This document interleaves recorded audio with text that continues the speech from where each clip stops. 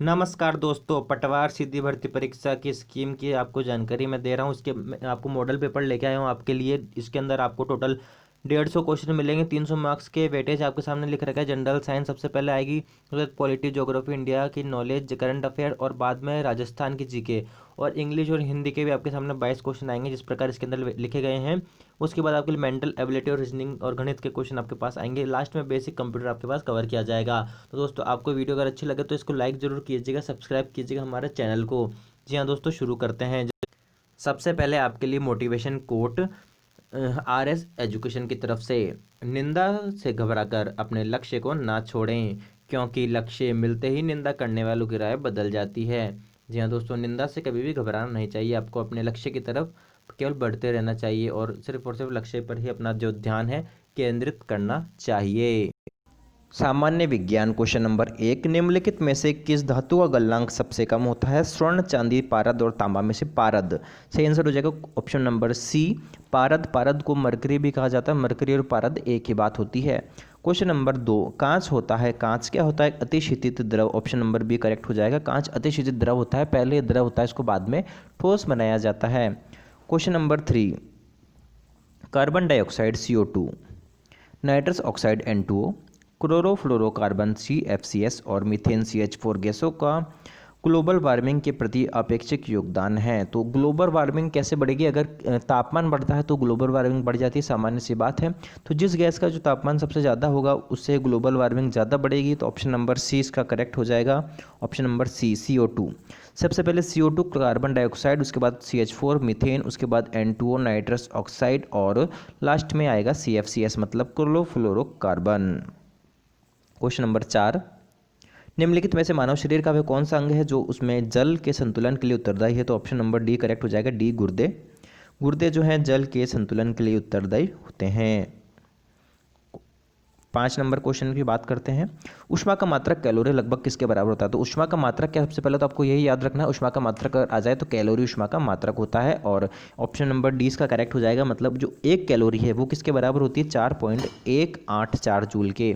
एक कैलोरी किसके बराबर होती है? 4.184 जूल के। ऊष्मा का मात्रक कैलोरी भी इसके बराबर ही होगा, 4.184 जूल के। क्वेश्चन नंबर 6, निम्नलिखित किस वस्तु को चंद्रमा पर ले जाने पर उसके भार में क्या परिवर्तन होता है? कोई भी वस्तु अगर चंद्रमा पर ले जाएंगे तो उसका भार हमेशा घट जाएगा, आपको याद रखनी है। और चंद्रमा से पृथ्वी पर आएगा तो भार बढ़ जाएगा, आपको ध्यान रखना है। तो इस क्वेश्चन में लिखा है चंद्रमा पर ले जाएंगे, मतलब चंद्रमा पर कोई भी वस्तु जाएगी तो उसका भार घट जाएगा। और कितना घटेगा आपको याद रखना, 1/6 भाग हो जाता है गुरुत्व त्वरण। गुरुत्व त्वरण कितना हो जाता है? 1/6 भाग गुरुत्व त्वरण उसका हो जाता है। अगर गुरुत्व त्वरण की पूछ ले कि गुरुत्व त्वरण कितना कम होता है तो गुरुत्व त्वरण 1/6 कम हो जाता है। अब बात करते हैं भारत का इतिहास। सम्राट अशोक के शिलालेख किस लिपि में खुदे हुए हैं? तो ऑप्शन नंबर 20 का करेक्ट हो जाएगा, ब्राह्मी लिपि में। ब्राह्मी लिपि में सम्राट अशोक के शिलालेख की लिपि है ब्राह्मी लिपि में खुदे हुए हैं। क्वेश्चन नंबर 8, मनसबदारी प्रणाली किसने आरंभ की थी? जो मनसबदारी प्रणाली है ये अकबर ने, जी हाँ अकबर ने आरंभ की थी मनसबदारी प्रणाली। प्रिंस ऑफ पिलग्रिम्स नाम किसने प्रदान किया था? तो इसका ऑप्शन नंबर हो जाएगा C correct. Prince of pilgrims जो है हेनसांग ने प्रदान किया था, या हेनसांग को प्रदान किया था ऐसे भी कह सकते हैं। क्वेश्चन नंबर 10, बिंदुसार के शासन के दौरान अशांति कहाँ थी? तो हमें बताना है बिंदुसार का जो शासन था उसके दौरान कहाँ पे अशांति थी। तो दोस्तों तक्षशिला जो है, तक्षशिला जो है वहाँ पे अशांति, वहाँ विद्रोह भी हो गया था, तो आपको ध्यान रखना तक्षशिला में अशांति थी। तक्षशिला, ऑप्शन नंबर सी इसका करेक्ट हो जाएगा, तक्षशिला। क्वेश्चन नंबर 11, प्रथम विश्व युद्ध के दौरान जो है के बाद जर्मनी के साथ कौन सी संधि की गई थी? जो दोस्तों प्रथम विश्व युद्ध के बाद वारसाई की संधि की गई थी, वर्साई की संधि। प्रथम विश्व युद्ध कब हुआ था दोस्तों? ये भी आपको याद रखना है, 28 जून 1919 को, है ना। 28 जून 1919 को जो संधि की गई थी जर्मनी के साथ, वर्साई की संधि की गई थी। आपको डेट याद रखना है, वर्साई की संधि कब की गई थी? 28 जून 1919 को। 28 जून 1919 को वर्साई की संधि की गई थी। आप डेट लिख लीजिएगा अलग से, 28 जून, और सन क्या है इसका जून के बाद? 1919, ठीक है, याद रखिएगा आप 1919। आगे चलते हैं। क्वेश्चन नंबर 12, प्रथम विश्व युद्ध के बाद हंगरी के साथ कौन सी संधि की गई थी? हंगरी के साथ कौन सी संधि की गई थी? याद रखना आपको, ट्रियनो, ट्रियनो की संधि की गई थी, ऑप्शन नंबर ए, ठीक है। कब की गई थी ये, इसकी डेट भी आप याद रख लीजिएगा। ये भी जून के महीने में की गई थी, 4 जून को। कब की गई थी, 4 जून को। और सन इसका याद रख लीजिएगा 1920, क्या है 1920 में की गई थी। आगे चलते हैं। रोमन साम्राज्य के साथ भारत का व्यापार रोम पर किसके द्वारा आक्रमण के साथ समाप्त हो गया था। तो दोस्तों इसका सही आंसर हो जाएगा हूणों के द्वारा। जी हाँ दोस्तों, हूणों के द्वारा। अब करते हैं भारत की राजनीति के प्रश्न। भारत की राजनीति के प्रश्न पॉलिटिकल। भारत के महान्यायवादी को कहाँ पर सुनवाई करने का अधिकार है। तो भारत के जो न्यायवादी होते हैं ये कहाँ पर सुनवाई करने का अधिकार होता है। भारत का कोई भी विधि न्यायालय, मतलब कोई भी विधि न्यायालय, विधि द्वारा स्थापित न्यायालय में सुनवाई कर सकते हैं। ऑप्शन नंबर 20 का करेक्ट हो जाएगा। ठीक है। और इसके किस अनुच्छेद में ये जो कहा गया है, अनुच्छेद याद रखिएगा महान्यायवादी का, अनुच्छेद नंबर 76 के अंदर, अनुच्छेद नंबर 76 के अंदर ये कहा गया है। अनुच्छेद याद रखिएगा, ये भी क्वेश्चन एग्जाम में पूछ लिया जाता है। अनुच्छेद नंबर 76 या 76वां अनुच्छेद है भारत के महान्यायवादी के लिए। ठीक है। आगे बात करते हैं क्वेश्चन नंबर 15 की।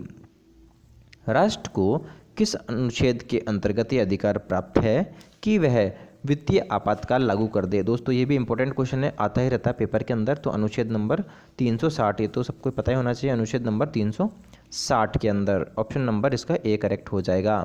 क्वेश्चन नंबर 16, संविधान का कौन सा भाग नागरिकता के प्रावधानों से संबंधित है। तो ऑप्शन नंबर इसका भी ए करेक्ट हो जाएगा, भाग 2। भाग नंबर 2 जो संविधान का भाग नंबर 2 है वो जो है किससे संबंधित है, ये संविधान के भाग 2 से संबंधित है, नागरिकता के प्रावधान। क्वेश्चन नंबर 17 की बात करते हैं। राज्य की वास्तविक कार्यपालिका शक्तियों का प्रयोग किसके द्वारा किया जाता है। तो ये तो भी इजी क्वेश्चन है, तो आपको पता ही होना चाहिए। तो राज्य के वास्तविक कार्यपालिका शक्तियों का प्रयोग किसके द्वारा किया जाता है, ये अपने किया जाता है मुख्यमंत्री के द्वारा। ठीक है। और अगर देश में पूछ ले तो प्रधानमंत्री कर दीजिएगा आप आंसर। क्वेश्चन नंबर 18 की बात करते हैं। अब देखो उसके पहले एक मोटिवेशन कोट है, जो अपने कदमों की काबिलियत पर विश्वास रखते हैं वो ही अक्सर मंजिल पर पहुंचते हैं। जी हाँ दोस्तों, जो अपने कदमों की काबिलियत पर विश्वास रखते हैं वही अक्सर मंजिल तक पहुंचते हैं। तो आपको भी अपने कदमों की काबिलियत पर विश्वास रखते रहना चाहिए दोस्तों, ताकि आप अपनी मंजिल तक पहुँच सकें। आप ध्यान रखिएगा इसके। क्वेश्चन नंबर 18 की बात करते हैं अब। प्रेस की स्वतंत्रता जो है ये किस अधिकार में निहित है। प्रेस की स्वतंत्रता हमको ये बताना है। प्रेस की स्वतंत्रता जो है ये किस अधिकार में निहित है दोस्तों, आपको ध्यान रखना है। ऑप्शन नंबर बी, भाष्य स्वतंत्रता, भाषण की जो स्वतंत्रता है, भाषण स्वतंत्रता में यह जो है प्रेस की स्वतंत्रता है। और जो प्रेस की स्वतंत्रता है इसका अनुच्छेद भी आप याद रख सकते हैं। यह अनुच्छेद है 19(1) क, 19(1) और क। तो आप ये याद रखिएगा 19(1) क के अंदर प्रेस की स्वतंत्रता के बारे में कहा गया है। ठीक है। ऑप्शन नंबर, अब क्वेश्चन नंबर बात करते हैं 19 की। भारत के राष्ट्रपति पर महाभियोग की विधि अपनाई गई है। तो कहाँ से अपनाई गई है भारत के राष्ट्रपति पर महाभियोग की विधि। तो इसका सही आंसर हो जाएगा USA से। ऑप्शन नंबर ए इसका करेक्ट हो जाएगा। अब बात करते हैं भारत के भूगोल की। जी हाँ दोस्तों, भारत के भूगोल की। दोस्तों अगर आप ये जो मॉडल पेपर करते जाएंगे मेरे साथ साथ तो आपको इसका बहुत ही फ़ायदा मिलेगा सभी एग्जाम के लिए, और पटवारी के लिए तो ये है ही। क्वेश्चन नंबर 20 बात करते हैं। भारत के समुद्री मछली का सबसे बड़ा उत्पादक है। भारत में समुद्री मछली का कौन सा जो राज्य है सबसे बड़ा उत्पादक है, हमको ये बताना है। तो इसका ऑप्शन नंबर सी करेक्ट हो जाएगा, आंध्र प्रदेश। जी हाँ दोस्तों, आंध्र प्रदेश। आंध्र प्रदेश जो है समुद्री मछली का सबसे बड़ा उत्पादक राज्य है। क्वेश्चन नंबर 21, भारत का उत्तरी मैदान निम्नलिखित में से किसकी देन है। किसकी देन है उत्तरी मैदान। तो ये जो हो जाएगा इसमें हिमालय पर्वत, मतलब बी, क्वेश्चन नंबर बी की बे है, हिमालय पर्वत से निकलने वाली नदियों की देन है उत्तरी मैदान। क्वेश्चन नंबर 22 की बात करते हैं। इसमें भारत में वन्य जीव संरक्षण अधिनियम कब लागू किया गया था। तो दोस्तों कब से लागू किया गया था, ये 1972, मतलब ऑप्शन नंबर इसका हो जाएगा बी। ठीक है, 1972 से ये लागू किया गया था 1972 में, मतलब भारत में वन्यजीव संरक्षण अधिनियम। ठीक है। क्वेश्चन नंबर 23 की बात करते हैं। भारत के दक्कन के पठार पर बेलसाट निर्मित लावा शैलों का निर्माण हुआ है। तो दोस्तों क्वेश्चन नंबर 23 में लिखा है कैसे हुआ है, तो क्रिस्टेशियस युग से, मतलब क्रिस्टेशियस युग में। कब हुआ था, क्रिस्टेशियस युग में। ऑप्शन नंबर इसका ए करेक्ट हो जाएगा। क्वेश्चन नंबर 24 की बात करते हैं। क्वेश्चन नंबर 24 की बात करते हैं। भारत का कौन सा क्षेत्र चावल का कटोरा, भारत का कौन सा क्षेत्र चावल का कटोरा जो है के रूप में विख्यात है? तो ऑप्शन नंबर इसका बी करेक्ट हो जाएगा, कृष्णा गोदावरी डेल्टा क्षेत्र। कृष्णा गोदावरी डेल्टा क्षेत्र जो है भारत में चावल के कटोरे के रूप में विख्यात है। क्वेश्चन नंबर 25 की बात करते हैं। गुजरात में आनंद किसके लिए प्रसिद्ध है? आनंद किसके लिए प्रसिद्ध है? तो ये आनंद जो है दूध उत्पादन, दोस्तों आनंद जो है दूध उत्पादन के लिए प्रसिद्ध है। आपने सुना ही होगा अमूल डेयरी, ठीक है। ये अमूल डेयरी जो गुजरात में स्थित है, आनंद दूध उत्पादन के लिए प्रसिद्ध है और इस शहर को यहाँ स्थित अमूल डेयरी और है ना दुग्ध क्रांति के स्थली के रूप में जाना जाता है। तो दूध क्रांति के रूप में भी आ जाए तो आनंद ही शहर होगा अपना, ठीक है। यहाँ पे जो है भारत का राष्ट्रीय डेयरी विकास बोर्ड भी इसी शहर में स्थित है। तो आपको ध्यान रखना है जो आनंद शहर है यहाँ पे जो है भारत का राष्ट्रीय डेयरी विकास बोर्ड भी स्थित है। यहाँ पर सामान्य ज्ञान एवं समसामयिकी की बात करते हैं। क्वेश्चन नंबर 26, राष्ट्रीय प्रौद्योगिकी दिवस कब किस दिन मनाया जाता है? तो ऑप्शन नंबर बी करेक्ट हो जाएगा, 11 मई को राष्ट्रीय प्रौद्योगिकी दिवस मनाया जाता है, नेशनल प्रौद्योगिकी दिवस, ठीक है, ध्यान रखिएगा आप। क्वेश्चन नंबर 27 की बात करते हैं। मोनालिसा एक प्रसिद्ध चित्र है जिसके चित्रकार कौन थे? तो मोनालिसा के चित्रकार कौन थे? आपको याद रखना है लियोनार्डो दा विंची। जी हाँ दोस्तों, लियोनार्डो दा विंची। ये भी क्वेश्चन बहुत बार पूछ लिया जाता है, इंपॉर्टेंट है, याद रखिएगा नाम। मोनालिसा एक प्रसिद्ध चित्र है जिसके चित्रकार कौन है? Leonardo da Vinci. आगे बात करते हैं क्वेश्चन नंबर 28 की।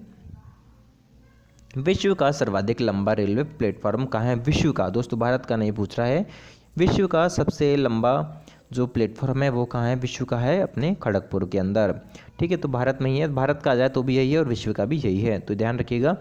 खड़गपुर जो विश्व का भी है और भारत का भी है दोस्तों। और सबसे लंबा कितना है ये आपको ध्यान रखना है, 1072 मीटर था पहले तो जब इसको बनाया था सबसे पहले, ठीक है। कितना था? 1072।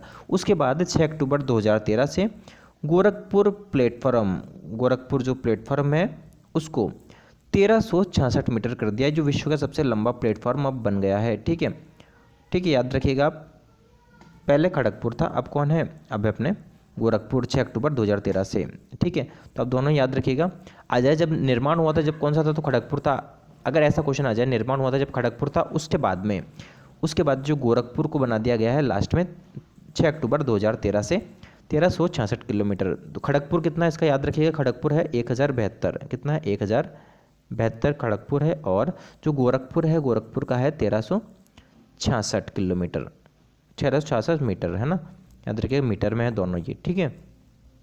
क्वेश्चन नंबर 29, आंग सान सू की जिसने नोबेल शांति पुरस्कार जीता है किससे संबंधित है? जी हाँ, किससे संबंधित है? ये म्यांमार से संबंधित है।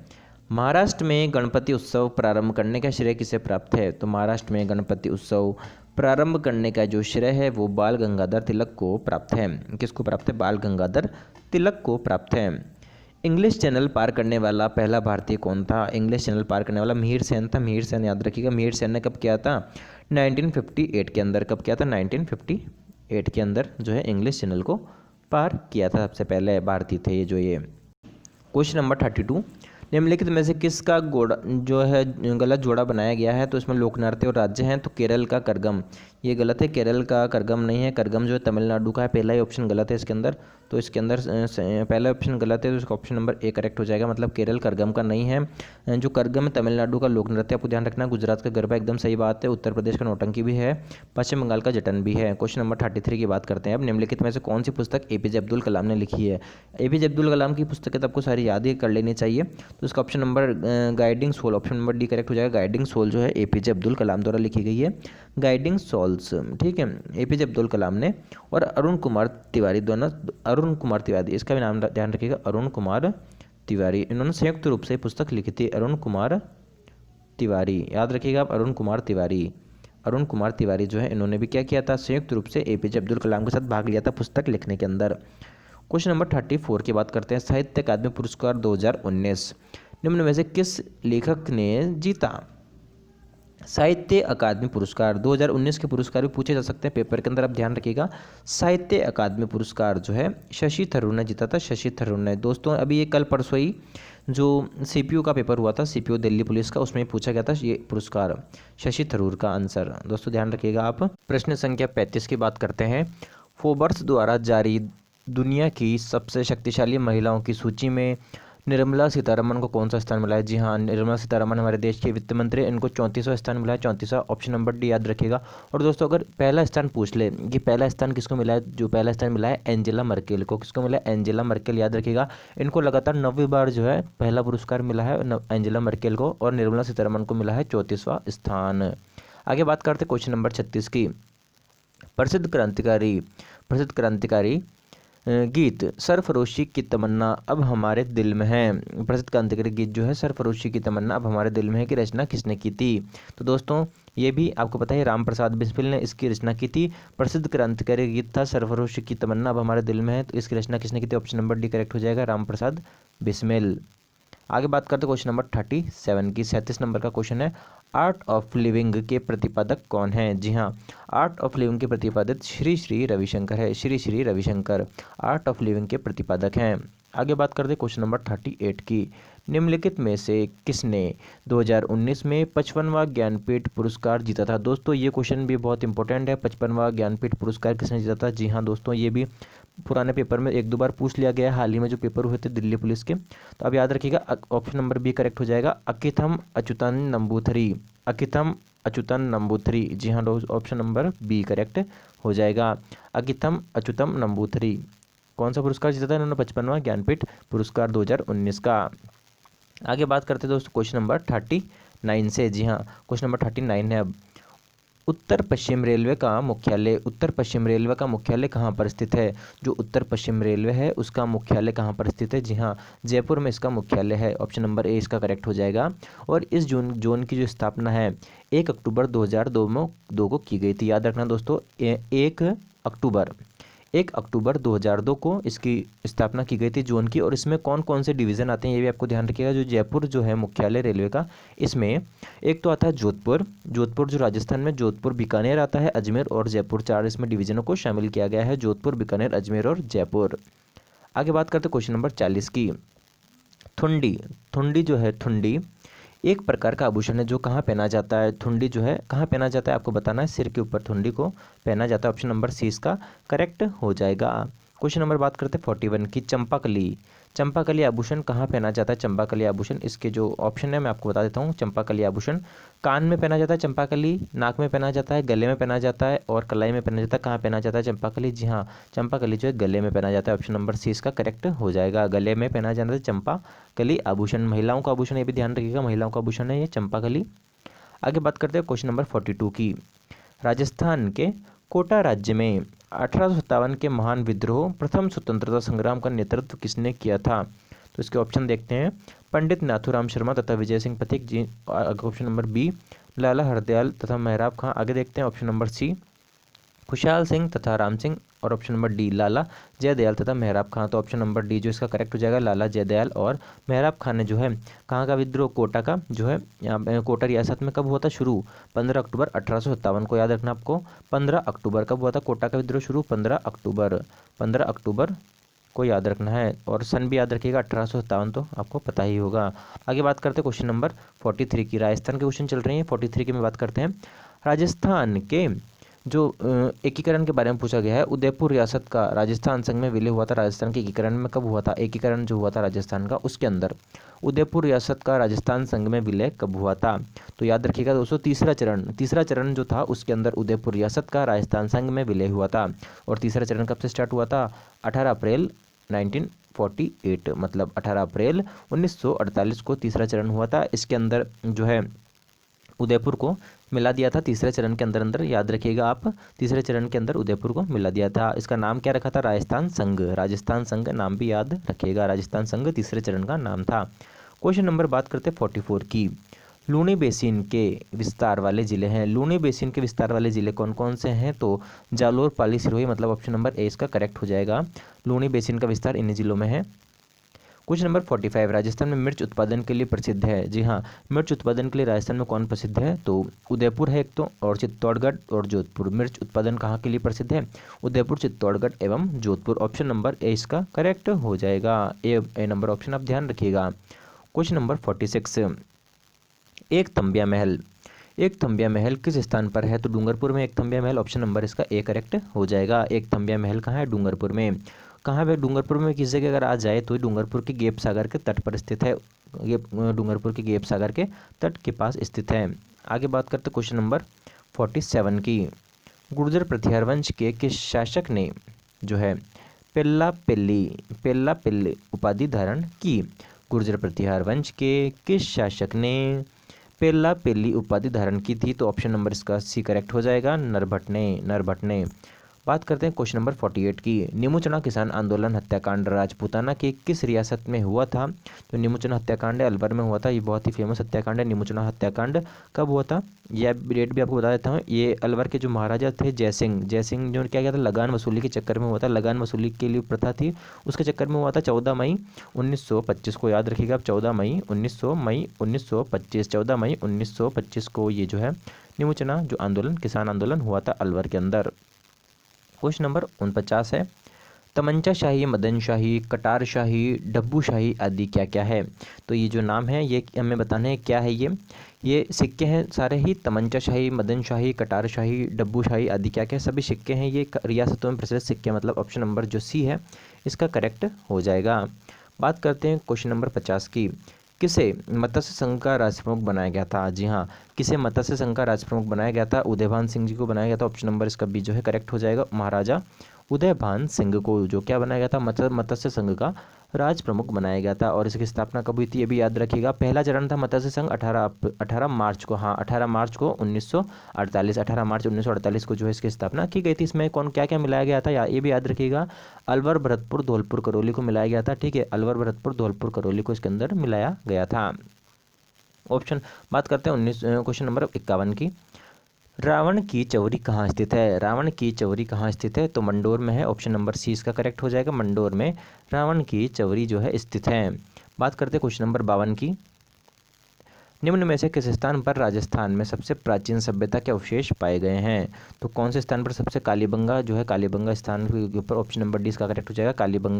कालीबंगा में जो है राजस्थान की सबसे प्राचीन सभ्यता के अवशेष पाए गए हैं। और उसकी खोज कब हुई थी ये भी आप याद रखिएगा। 1952 के अंदर इसकी खोज हुई थी। सन आप इसका याद रख सकते हैं, 1952 के अंदर। और किसने की थी खोज? अमलानंद घोष ने। अमलानंद घोष याद रखिएगा, कालीबंगा की खोज की थी अमलानंद घोष ने। क्वेश्चन नंबर 53 की बात करते हैं। ढींगला, त्रिशूलिया, चौहड़ी और गधिया, बिरड़िया आदि किस रियासत से संबंधित थे? तो दोस्तों जो ऑप्शन क्वेश्चन नंबर 53 है इसमें ढींगला, त्रिशूलिया, चांदोड़ी और गधिया, भराड़िया ये सब जो है कौन सी रियासत से? मेवाड़ रियासत से। ऑप्शन नंबर इसका सी जो है करेक्ट हो जाएगा। मेवाड़ रियासत से संबंधित है सभी ये। ठीक है, आप ध्यान रखिएगा। ये क्या है? ये सभी जो है सिक्के हैं जिन पे क्या हुआ था, इन सिक्कों के ऊपर मनुष्य, पशु पक्षी, इनकी जो आकृतियां हैं, जैसे सूर्य हो गया, चंद्र हो गया, धनुष, इनकी आकृतियां इस पे उत्कीर्णित और सोने चांदी के सिक्के थे। क्वेश्चन नंबर 54 की बात करते हैं। बादली के रचनाकार है। बादली के रचनाकार कौन है हमें बताना है। तो चंद्र सिंह जो है, चंद्र सिंह बादली के रचनाकार है। याद रखिएगा, बादली की रचना किसने की थी? चंद्र सिंह ने की थी। ये काव्य रचनाएं करते थे। आगे बात करते हैं क्वेश्चन नंबर 55 की। 17वीं शताब्दी की रचना राज प्रशस्ति महाकाव्य के रचयिता कौन थे? तो जो 17वीं शताब्दी की रचना थी राज प्रशस्ति, इसके रचयिता कौन थे? रणछोड़ भट्ट थे। आपको याद रखना, ऑप्शन नंबर सी जो है इसका करेक्ट हो जाएगा। रणछोड़ भट्ट जो है इसके रचयिता थे। क्वेश्चन नंबर 56 की बात करते हैं अब। ढोल नृत्य प्रमुखतः किस क्षेत्र में किया जाता है? जी हाँ, ढोल नृत्य कहाँ किया जाता है आप बताइए। ऑप्शन नंबर जो सी इसका करेक्ट हो जाएगा। जालोर क्षेत्र में ढोल नृत्य किया जाता है। ठीक है, याद रखिएगा, ढोल नृत्य जालोर क्षेत्र के में राजस्थान में किया जाता है ढोल नृत्य। क्वेश्चन नंबर 57 की बात करते हैं। Question number 57। तनसुख, दुतई, गाबा, गदर, डगला इत्यादि क्या है? ये क्या है? तो ये जो है अंगरखी के प्रकार है। तो इसमें से ऑप्शन नंबर डी जो है करेक्ट हो जाएगा। राजस्थान में पहने जाने वाली अंगरखी के प्रकार है ये। ठीक है, ऑप्शन नंबर जो डी है करेक्ट हो जाएगा। तनसुख, दुतई, गाबा, गदर ये सब क्या है? अंगरखी के प्रकार हैं। Question number 58। ओगनियो, ओगनियो क्या है? ओगनियो एक आभूषण है जो पहना जाता है कहाँ पर? ओगनियो क्या है? एक आभूषण है जो कहाँ पहना जाता है? तो बताना है आपको, ओगनियो एक आभूषण कहाँ पहना जाता है, जल्दी से बताइए। सिर पर, नाक पर, गले में, कान पर? तो इसका ऑप्शन नंबर जो डी है करेक्ट हो जाएगा, कान पे पहना जाता है। कान में क्या पहना जाता है? ओगनियो। आगे बात करते हैं क्वेश्चन नंबर 59 की। किस खुशबूदार उपज के उत्पादन के लिए नागौर प्रसिद्ध है? नागौर किस खुशबूदार उपज के उत्पादन के लिए प्रसिद्ध है? तो मेथी के लिए, हरी मेथी में नागौर की प्रसिद्ध है, इसको पान मेथी भी कहते हैं, याद रखिएगा। इसकी खुशबू बहुत ही अच्छी होती है, जो नागौर के आसपास में ये सबसे ज़्यादा चलती है मेथी, याद रखिएगा। हरी मेथी या पान मेथी भी इसको कहते हैं, नागौर की फेमस है ये, ठीक है।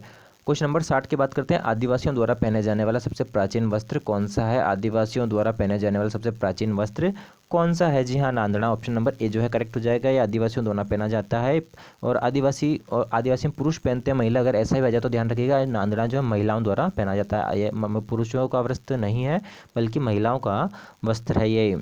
आगे बात करते हैं क्वेश्चन नंबर 61 की। 61 नंबर क्वेश्चन, जोधपुर राज परिवार में पुत्र जन्म के बाद 10वें दिन अशौच शुद्धि हेतु किया जाने वाला समारोह कौन सा है? तो याद रखिएगा, दसोटन। दसोटन ऑप्शन नंबर जो बी है करेक्ट हो जाएगा। ये दसोटन क्या होता है? जोधपुर राज परिवार में जब पुत्र का जन्म होता है तो उसके 10वें दिन, जिस दिन जन्म हुआ उससे 10वें दिन अशौच मतलब शुद्धि के अवसर पर किया जाता है। ये समारोह टाइप होता है। इसमें जो एक कुलदेवी, इनकी कुलदेवी होती है, याद रखिएगा, राज परिवार की कुलदेवी कौन है? नागनेची, नागनेची माता जी। इनके साथ और भी लोग देवी देवताओं की पूजा इसमें करते हैं 10वें दिन। क्वेश्चन नंबर 62 की बात करते हैं। गांव मुकाम में जंबेश्वर मेला वर्ष में कितनी बार लगता है? ये भी दोस्तों इंपॉर्टेंट है।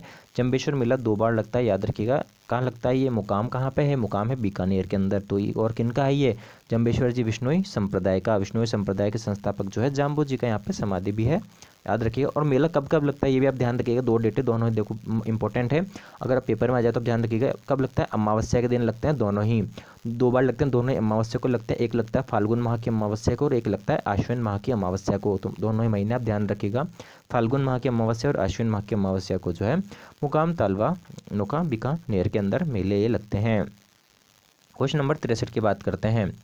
रामलाल, अली राजा एवं हसन जैसे विख्यात चित्रकारों का त्रिगुट किस चित्रशैली से संबंधित है? जी हाँ, ऑप्शन नंबर 20 का करेक्ट हो जाएगा, बीकानेर चित्रशैली से ये संबंधित है। क्वेश्चन नंबर 64, निहाल चंद किस शैली के चित्रकार थे? ये जो है किशनगढ़ शैली के चित्रकार थे निहाल चंद, याद रखिएगा आप, निहाल चंद। ये भी इंपॉर्टेंट क्वेश्चन है, बनी ठंडी चित्र के लिए इनका आ जाता है, बनी ठंडी चित्र इनके लिए फेमस थी। क्वेश्चन नंबर 65 की बात करते हैं। फुलरी नामक आभूषण कहाँ पहना जाता है? फुलरी, ये भी इंपॉर्टेंट है। फुलरी कहाँ पहना जाता है? तो बताइए आप, फुलरी कहाँ पहना जाता है? गले में, सिर पर, नाक में या पैर की अंगुली में? कहाँ पहना जाता है? जी हाँ दोस्तों, पैर की अंगुली इसका करेक्ट आंसर हो जाएगा, ऑप्शन नंबर डी, पैर की अंगुली। सभी इंपॉर्टेंट है, ध्यान रखिएगा आप। क्वेश्चन नंबर बात करते हैं 66 की। हिडोलिया, हिडोलिया लोकगीत मुख्यतः किस महीने में गाया जाता है? हिडोलिया जो लोकगीत है ये किस महीने के अंदर हमें गाया जाता है? तो श्रावण मास के अंदर गाया जाता है। श्रावण मास के अंदर हिडोलिया जो है गीत गाया जाता है। राजस्थान का क्या है? प्रमुख एक लोकगीत है। कब गाया जाता है? महिलाओं द्वारा गाया जाता है। और महिलाएं क्या करती है? जब जब झूला झूलती है, जी हाँ, झूला झूलते हुए गीत जो है गाती है। क्वेश्चन नंबर 67 की बात करते हैं। राजस्थान का एकमात्र ऐसा लोकवाद्य जिसकी डोरी में तनाव के लिए पखाराज की तरह लकड़ी के गुटके डाले जाते हैं, पखावज की तरह लकड़ी के गुटके डाले जाते हैं। तो आप याद रखिएगा, इसका ऑप्शन नंबर जो बी है वो करेक्ट हो जाएगा, बी ऑप्शन नंबर करेक्ट हो जाएगा। रावलों की मादल, आपको सही से दिख नहीं रहा होगा, थोड़ा मिसप्रिंट है इसके अंदर, रावलों की मादल इसका करेक्ट आंसर हो जाएगा। मृदंग भी इसको कहते हैं, जिसे मृदंग आ जाए या जिसे रावलों की मादल कहा जाता है, दोनों एक ही बात है, ठीक है, ध्यान रखिएगा आप। क्वेश्चन नंबर 68, किसे मरुभूमि की कोकिला कहा जाता है? मरुभूमि की कोकिला किसे कहा जाता है? जी हाँ, गौरी देवी, गौरी देवी को मरुभूमि की कोकिला कहा जाता है। ये जो है राजस्थान की क्या थी? प्रसिद्ध मांड गायिका थी, और इनका जन्म हुआ था 1920 के अंदर। याद रखिएगा कब हुआ था इनका जन्म, भी आ जाए तो आ सकता है, क्योंकि इंपॉर्टेंट क्वेश्चन है दोस्तों। प्राचीन 1920 के अंदर इनका जन्म हुआ था, और इनको राजस्थान की प्रसिद्ध मांड गायिका थी गौरी देवी। आगे बात करते हैं दोस्तों क्वेश्चन नंबर। देखो, आगे जाने से पहले दोस्तों आपके लिए छोटा सा मोटिवेशन है। जी रहे हैं अभी तो तेरी शर्तों के मुताबिक है ज़िंदगी, दौर आएगा कभी हमारी फरमाइशों का भी। जी हाँ, आप मेहनत करते रहिएगा, हमारी तरफ से आपको बहुत बहुत शुभकामनाएं। शर्तों के मुताबिक ए ज़िंदगी, जी रहे हैं अभी तो तेरी शर्तों के मुताबिक ए ज़िंदगी, दौर आएगा कभी हमारी फरमाइशों का। अब है सामान्य अंग्रेजी और सामान्य हिंदी की बात करते हैं। सामान्य अंग्रेजी और सामान्य हिंदी टोटल मिला के इनके 22 क्वेश्चन है सामान्य अंग्रेजी और हिंदी के, और 44 अंक के ये आएंगे। तो अपन सबसे पहले इसमें पैसेज, अंग्रेजी का पैसेज ध्यान रखिएगा, पैसेज। तो पैसेज के अंदर सबसे पहले इसमें देखते हैं अपन 69 से 73, मतलब इसके अंदर टोटल जो 5 क्वेश्चन है पैसेज के हैं। तो इसमें पैसेज को आप अच्छे से पढ़ लीजिएगा। If you believe you can, आप कर सकते हो, ऐसा पैसेज है, आशावादी पैसेज है। तो आगे ध्यान रखते हैं इसमें क्वेश्चन नंबर बात करते हैं पैसेज का। पहला क्वेश्चन जो है 69, think negatively and you will get, think negatively and you will get. अपन को पैसेज में से ढूंढना देखिए दोस्तों, इसमें पैसेज की लाइन देखिए दूसरी, think negatively and you will get a negative result. तो अपन को मिल गया इसका आंसर, क्या आंसर हो जाएगा, नेगेटिव रिजल्ट। अपन को पैसेज में से ही देखना है। आगे बात करते हैं क्वेश्चन नंबर 70 की। If you want to cultivate positive thinking, if you want to cultivate positive thinking, तो इसमें अपन को देखना है इसका आंसर क्या हो जाएगा। You should speak loudly, you should speak boldly, you should speak softly, you should think and speak hopefully. तो अपन को पैसेज में देखते हैं इसमें तो यहाँ से देखिए दोस्तों, इस लाइन से देखिए पैसेज में, to cultivate positive thinking speak hopefully about everything, मतलब जो होपफुली आ रहा है वो अपना करेक्ट आंसर हो जाएगा। तो आगे देखते हैं होपफुली इसमें कहाँ मिला है हमें, होपफुली मिला है अपन को ऑप्शन नंबर डी के अंदर, एक में ही होपफुली, तो करेक्ट हो जाएगा। इसमें ज़्यादा नॉर्मली पैसेज दोस्तों, इतने हार्ड पैसेज नहीं है। क्वेश्चन नंबर 71 की बात करते हैं, 71 नंबर का क्वेश्चन है, the passage is on, passage किसके ऊपर। अगर दोस्तों पूरा पैसेज आप पढ़ेंगे तो आपको पता चलेगा ये आशा के ऊपर है, मतलब एक आशा जो इच्छा होती है, ऑप्टिमिज्म जिसको हम कहते हैं। ऑप्शन नंबर सी करेक्ट हो जाएगा, आशावादी, ठीक है। ऑप्शन नंबर जो सी है इसके ऊपर, आशावादी के ऊपर पूरा पैसेज जो है इसमें बताया गया है। पूरे पैसेज को आप ध्यान से पढ़ेंगे। इसमें आशावादी का मतलब इसमें पॉजिटिव थिंकिंग हमें दी गई है कि आप कर सकते हैं कोई भी कार्य। आगे बात करते हैं क्वेश्चन नंबर 72 की। What will cast away, what will cast away, ठीक है, what will cast away your negative thoughts, what will cast away your negative thoughts. अपने नेगेटिव थॉट्स है उसको अपन, नेगेटिव जो अपने मतलब थॉट्स है या नेगेटिव जो अपन सोचते हैं उसको अपन कैसे दूर कर सकते हैं। मैगजीन से कर सकते हैं, नहीं, मैगजीन से कैसे करेंगे, बुक्स से भी नहीं कर सकते, न्यूज़पेपर से भी नहीं कर सकते। होली बुक्स मतलब होती है दोस्तों जो मेडिटेशन टाइप्स की बुक होती है, जो प्रार्थनाएं जैसे बाइबिल हो गई, ऐसी बुक्स जो होती है, गीता भागवत, ऐसी जो पुस्तकें होती है होली बुक्स उनको कहते हैं। इससे अपन जो है क्या कर सकते हैं, अपने नेगेटिव जो नकारात्मक विचार उनसे अपन दूर आके सकारात्मकता की ओर जा सकते हैं। होली बुक्स का मतलब यही होता है।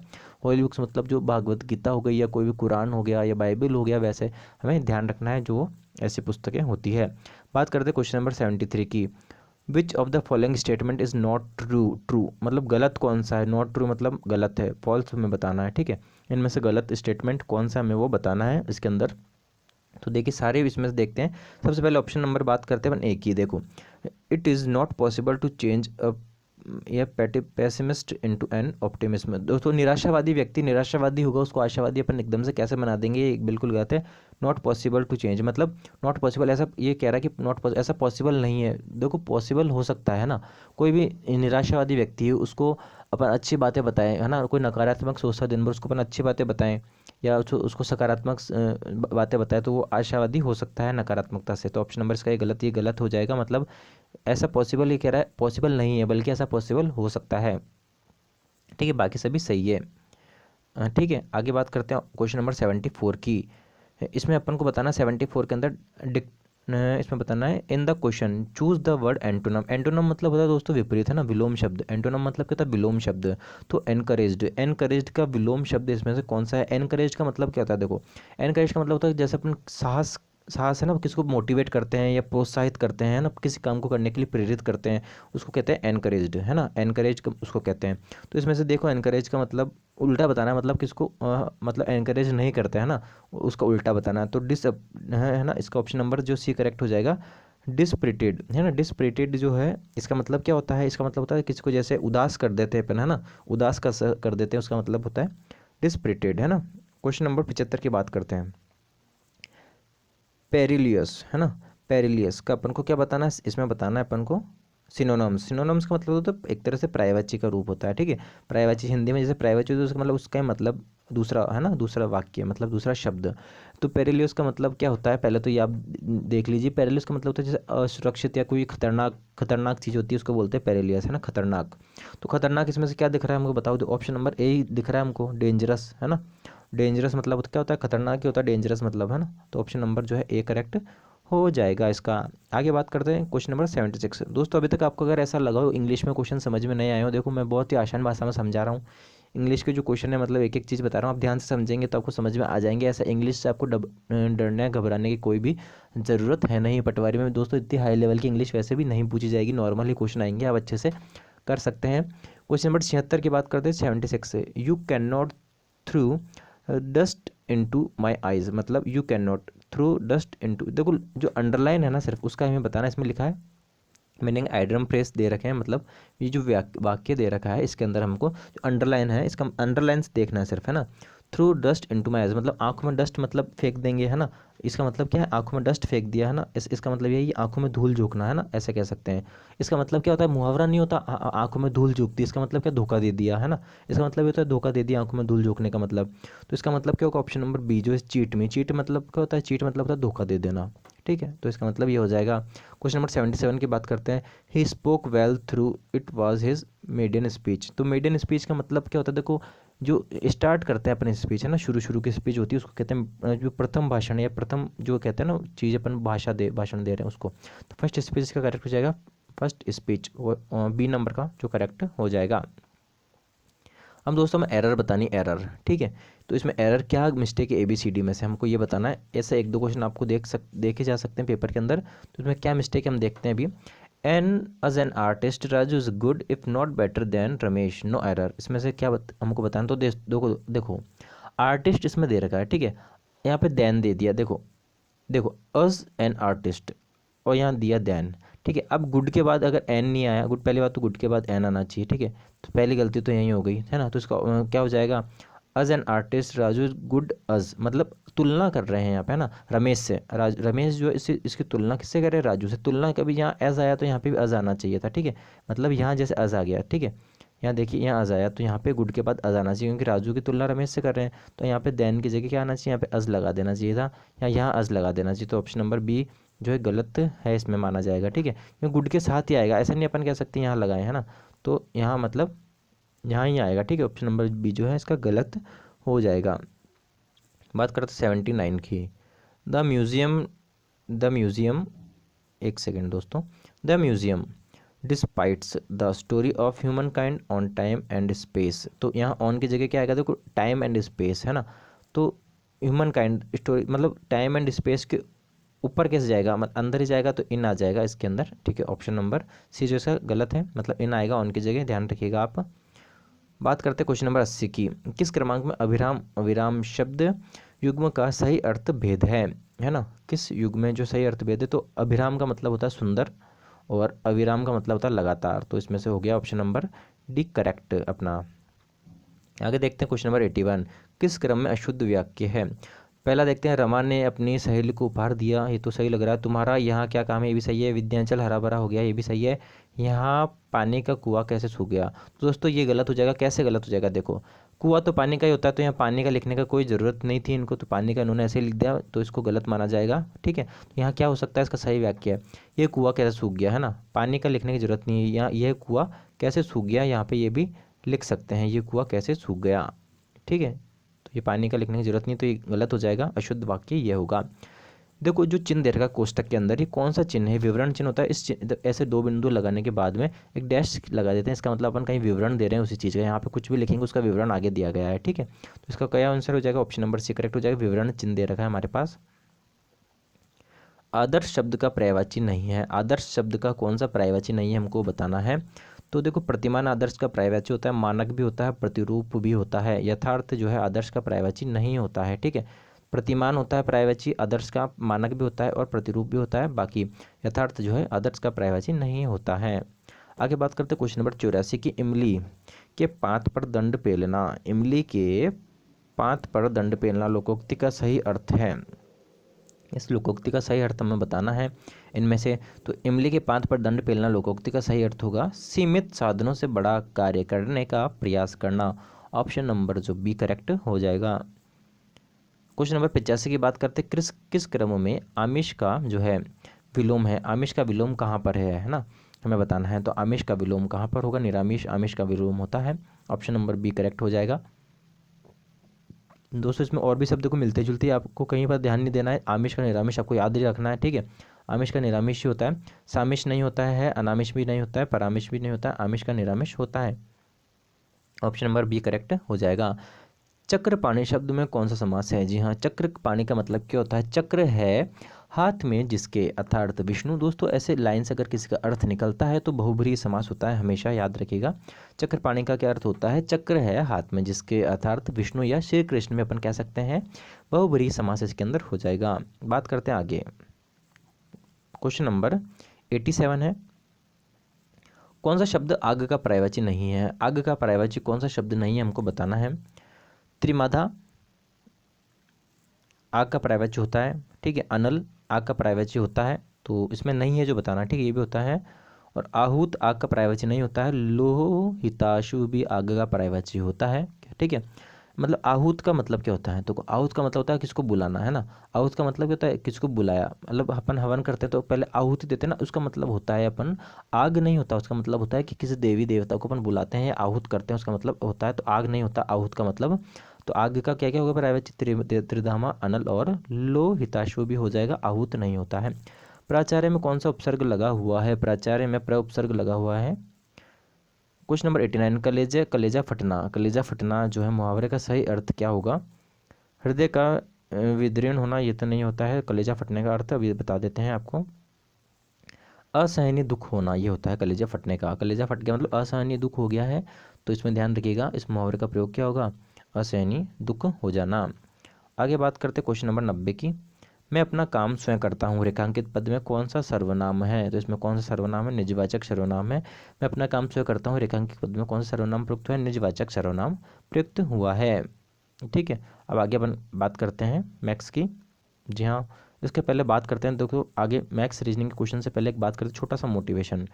कोशिश आखिरी सांस तक करनी चाहिए, या तो लक्ष्य हासिल होगा या अनुभव। जी हाँ, कोशिश जो है आखिरी सांस तक करनी चाहिए हमें, या तो हमें क्या प्राप्त होगा? या तो हमें मंजिल प्राप्त हो जाएगी, या हमें कुछ ना कुछ अनुभव मिलेगा नया, ठीक है। तो हमें कोशिश हमेशा करनी चाहिए, अपनी आखिरी सांस तक हमें रुकना नहीं चाहिए। अब है दोस्तों बात करते हैं मानसिक योग्यता की। मानसिक योग्यता और तर्क शक्ति के इसके अंदर क्वेश्चन, टोटल क्वेश्चन मिला के कितने क्वेश्चन है? 45 क्वेश्चन आएंगे, तो ध्यान रखिएगा, ठीक है। 45 क्वेश्चन मानसिक योग्यता और मैथ्स और रीजनिंग के मिला के टोटल कितने क्वेश्चन है? 45 क्वेश्चन है टोटल। तो आपको इस पर अच्छे से पकड़ बनानी होगी अपनी। दोस्तों जितना भी मेरे से पॉसिबल हो सकेगा मैं आपको उतने क्वेश्चन सॉल्व करा रहा हूँ, और आपको इसके सॉल्यूशन अगर आपको चाहिए तो मैं अलग से करके आपको जो इसका PDF बना के डिस्क्रिप्शन में डाल दूंगा। देखो सारे क्वेश्चन मेरे पास अभी पेन पेपर अवेलेबल नहीं, मैं फिंगर से इसको चलाता हूँ, तो जितना पॉसिबल हो पाएगा मैं उतना आपको इसमें सॉल्व करा दूंगा। देखो क्वेश्चन नंबर 91 की बात करते हैं। यदि हवा को पानी, पानी को लाल, लाल को पीला, पीले को हरा कहा जाए तो बताए खून का रंग कैसा होगा? तो देखो खून का रंग लाल होता है, तो इसमें लाल को क्या कहा गया है? लाल को पीला कहा गया है, तो इसका ऑप्शन नंबर सी जो है करेक्ट हो जाएगा, ठीक है। बात करते हैं क्वेश्चन नंबर 92 की। इसमें बेमेल छांटना है हमको, बेमेल बताना है, इनमें से कौन सा बेमेल है? तो साइकिल, रिक्शा, रेलगाड़ी और तांगा, इसमें से कौन सा बेमेल है दोस्तों? साइकिल, रिक्शा, तांगा। ये किसी, देखो इनमें कोई इंजन लगा होता है क्या, मुझे बताओ। साइकिल में कोई इंजन होता है क्या? नहीं होता। रिक्शा में कोई इंजन होता है क्या? साइकिल से रिक्शा चलता है उस रिक्शा की बात करते हैं। तांगे में भी कोई इंजन नहीं होता। रेलगाड़ी में इंजन लगा हुआ होता है, तो ये बेमेल हो जाएगा। बात करते हैं क्वेश्चन नंबर 93 की। पाकिस्तान, संयुक्त राज्य अमेरिका, दक्षिण अमेरिका और रूस, इसमें से क्या भिन्न है हमको बताना है इसके अंदर, ठीक है। देखो पाकिस्तान और है ना संयुक्त राज्य अमेरिका, है ना, और जो है रूस, ये क्या है? ये देशों के नाम है ना, तीनों क्या है? देश है। देखो पाकिस्तान भी एक देश, कंट्री है, संयुक्त राज्य अमेरिका भी देश है, रूस भी एक देश है। और जबकि दक्षिण अमेरिका क्या है? ये महाद्वीप है ना, महादेश है दक्षिण अमेरिका, तो ये भिन्न हो गया इसके अंदर, ठीक है। दक्षिणी अमेरिका है ना, महाद्वीप है या महादेश भी कह सकते हैं इसको, तो आप ध्यान रखिएगा ये विपरीत हो गया है, बाकी सभी नॉर्मल देश हैं। क्वेश्चन नंबर 94, वाशिंगटन डीसी, है ना, मुंबई, लंदन और नई दिल्ली, ठीक है। ये देखो वाशिंगटन डीसी राजधानी है किसकी?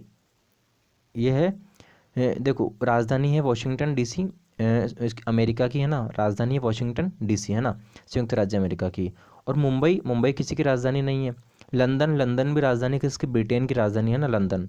नई दिल्ली, नई दिल्ली किसकी राजधानी है? भारत की राजधानी। तो मुंबई किसी की राजधानी नहीं है, बाकी तीनों ही राजधानियाँ हैं। वाशिंगटन डीसी भी राजधानी किसकी है? वाशिंगटन डीसी राजधानी संयुक्त राज्य अमेरिका की है।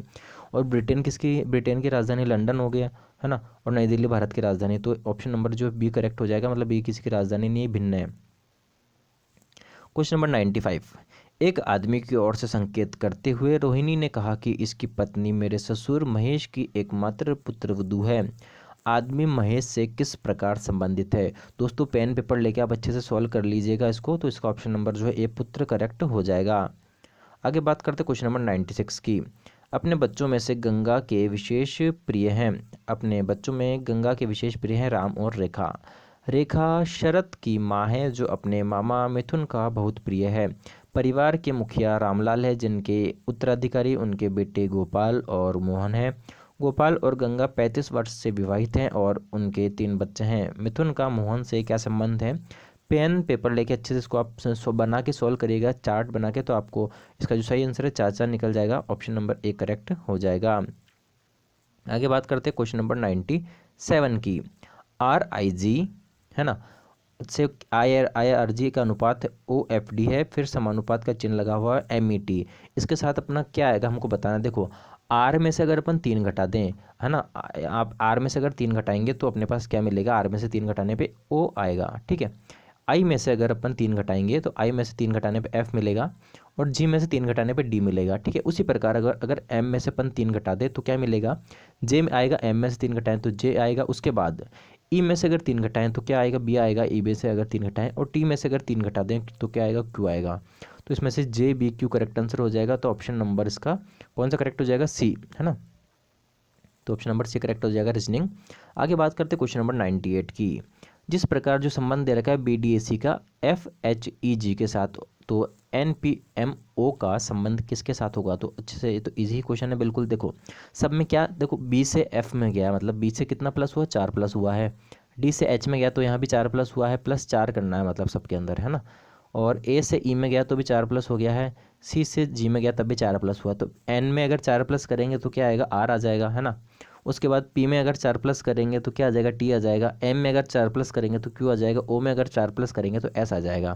तो इसका करेक्ट आंसर क्या हो जाएगा? ऑप्शन नंबर ए इसका करेक्ट हो जाएगा। RTQS सब में 4 का प्लस किया गया है। क्वेश्चन नंबर 99 की बात करते हैं, ठीक है। 49 और 64 लिखा है, 144 के बाद क्या आएगा? देखो 49 क्या है? 7 का स्क्वायर होता है, ठीक है। और उसके बाद क्या किया गया है? 7 के बाद 64 किसका होता है? 8 का स्क्वायर या वर्ग कह सकते हैं। उसी प्रकार 144 होता है 12 का वर्ग, है ना। तो यहाँ क्या आएगा? 13 का वर्ग उसके बाद वाला, मतलब 7 के बाद यहाँ 8 का वर्ग आया तो 12 के बाद 13 का वर्ग आएगा। 169 इसका करेक्ट आंसर हो जाएगा। क्वेश्चन नंबर 100 की बात करते हैं। आभूषण अनुपात सोना। देखो आभूषण किससे बनता है? सोने से, है ना। आभूषण किससे बनता है? सोने से बनता है। उसी प्रकार लकड़ी फर्नीचर से बनेगी, ठीक है। तो फर्नीचर से क्या बनेगा? यहाँ आएगा लकड़ी। ऑप्शन नंबर ए करेक्ट हो जाएगा। निम्न विकल्पों में से कौन सा विकल्प नीचे दिए शब्दों का सार्थक क्रम दर्शाता है? हमको बताना है सार्थक क्रम किसके बाद कौन सा आएगा, ठीक है, ये अपन को बताना है, ठीक है। तो 101 क्वेश्चन में देखो निदान, चिकित्सक, बीमार, इलाज और स्वास्थ्य लाभ। तो इसमें देखो सबसे पहले आएगा कौन? देखो चिकित्सक, सबसे पहले चिकित्सक आएगा, है ना। देखो कौन कौन है? निदान है और चिकित्सक है, बीमार है, इलाज है और स्वास्थ्य लाभ। देखो क्रम अपन को जमाना है ना। क्रम जमाना, सबसे पहले क्या क्या आएगा? देखो सबसे पहले बीमार व्यक्ति होगा तो डॉक्टर के पास जाएगा। जब बीमार होगा नहीं तो डॉक्टर के पास करने के जाएगा। सबसे पहले बीमार होना पड़ेगा उसको डॉक्टर के पास जाने के लिए, है ना। सबसे पहले तो आएगा बीमार, उसके बाद बीमार बीमार होगा तो जाएगा डॉक्टर के पास, चिकित्सक के पास जाएगा, है ना। उसके बाद चिकित्सक क्या बताएगा? उसको निदान या इलाज बताएगा, है ना।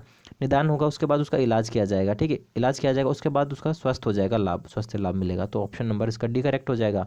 डी कैसे करेक्ट हो जाएगा? देखो ऑप्शन नंबर डी इसका करेक्ट हो जाएगा। कैसे?